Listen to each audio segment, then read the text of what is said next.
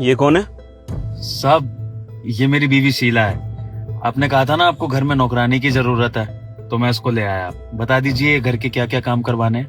अच्छा अच्छा अच्छा, तो मुझे ये बताओ, तुम्हें वो पूजा पाठ और ये जोत बत्ती करना आता है? साहब बिल्कुल, ये काम तो ये बड़े ही शौक से करेगी। इसको तो वैसे ही धर्म ध्यान का बहुत है। घर में सबसे पहले सुबह उठकर पूजा भी यही करती है। ये कर देगी आपके यहाँ जोत बत्ती जलाने का काम।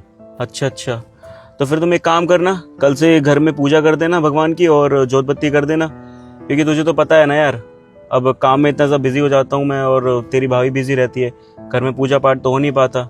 ये भी सब ध्यान रखना होता है। इस बात की सैलरी भी दे दूंगा, पता मैं कर लेगी ये? अरे कल से क्यों, आज से स्टार्ट कर देते हैं ना। अच्छा सुनो, तुम नहा के आई हो? जी नहा के आए हम। हाँ तो तुम एक काम करो, घर में जाके पूजा कर लो। ठीक है, फिर तुम अभी चले जाओ मालिक के घर और जाकर शुरू कर दो काम। है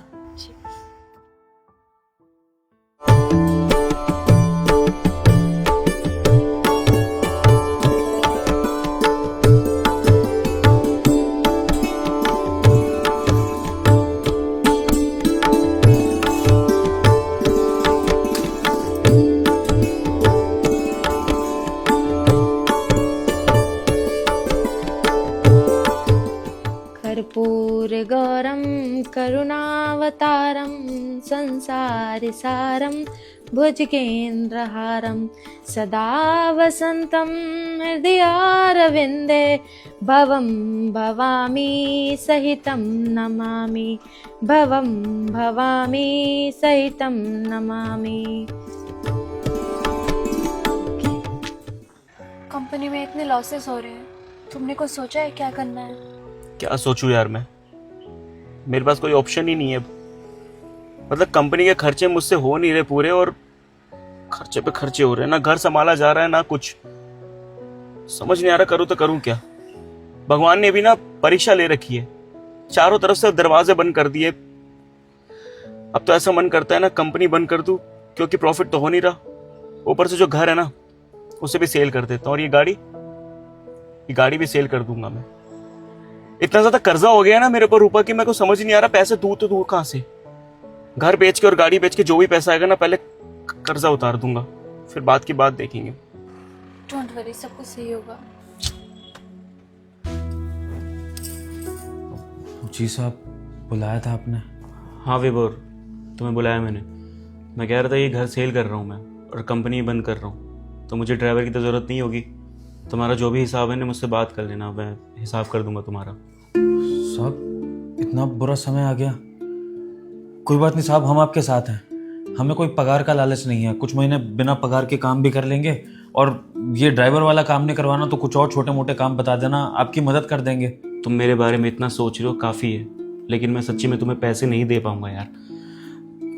मैं हाथ जोड़ के आप दोनों से माफ़ी मांगता हूँ। अगर तुम चाहो तो कहीं पे और नौकरी कर सकते हो, लेकिन मैं तुम्हें यहाँ पे पैसे नहीं दे पाऊंगा, सॉरी। अरे साहब, आपको हाथ जोड़ने की कोई ज़रूरत नहीं है। हम आपकी दिक्कत को समझ सकते हैं। ज़िंदगी में उतार चढ़ाव तो आते रहते हैं ना साहब। आप परेशान मत होइए, सब सही हो जाएगा। हम ना ऊपर वाले से अरदास करेंगे कि जल्दी सब कुछ सही हो जाए और आप लोग ना फिर से खुशी खुशी रहने लग जाए। आपका बहुत बहुत शुक्रिया जो आप दोनों मेरी प्रॉब्लम समझ रहे हो। सच्ची में मुझे कुछ समझ नहीं आ रहा, इसी वजह से नौकरी से निकाल रहा हूँ। मुझे माफ़ करना। कोई बात नहीं साहब, चलते हैं।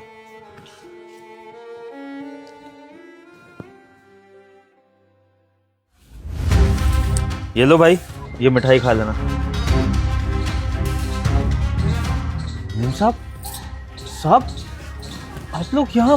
विभोर तुम ऐसे यहाँ पर क्या कर रहे हो तुम दोनों इस हालत में? आप लोग यहाँ पर इस हालत में? मेम साहब के हाथ में झाड़ू, समझा नहीं कुछ। क्या बताओ यार, तुम्हें जब नौकरी से निकाला तो कुछ समझ नहीं आया। मैंने अपना घर बेच दिया, कंपनी बेच दी, उसके बाद जेब में फूटी कौड़ी नहीं बची यार। खाने के लाले पड़ गए थे। मतलब 5 साल बाद ऐसा लग रहा है कि मेरे पास कुछ भी नहीं है। जैसे तैसे मेरे को यहाँ पे साफ सफाई का काम मिला है, ऐसे करके अपना घर बसेरा कर रहे हैं। तुम यहाँ पे क्या कर रहे हो? आप लोग तो देखने से बहुत अमीर लग रहे हो। अरे ऐसा कुछ नहीं है मेम साहब, मैं आपको बताती हूँ ना कि हमारे साथ। मैं बताता हूँ। दरअसल साहब, आपके यहाँ से जब छोड़कर गए थे तो उसके बाद हमें एक मौका मिला था। देखिए विभोर जी, मेरे पास आप दोनों के लिए कोई नौकरी तो नहीं है, लेकिन एक स्कीम है।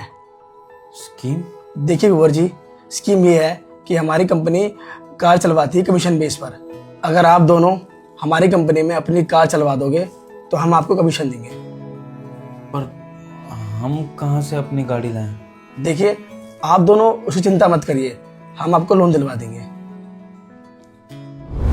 बस साहब, वो दिन और आज का दिन धीरे धीरे करके पहले हमारी एक गाड़ी किराए पर चढ़ी, उसके बाद 2, फिर 5, फिर 10, और इस तरह से आज हमारा खुद का गाड़ियों का कारोबार है।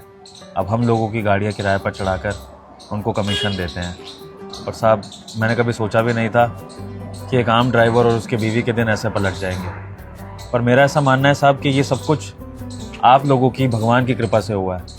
अगर आपने मेरी बीवी को अपने मंदिर की जोत बत्ती जलाने का काम नहीं दिया होता ना, तो शायद भगवान हमारी अर्जी नहीं सुनते।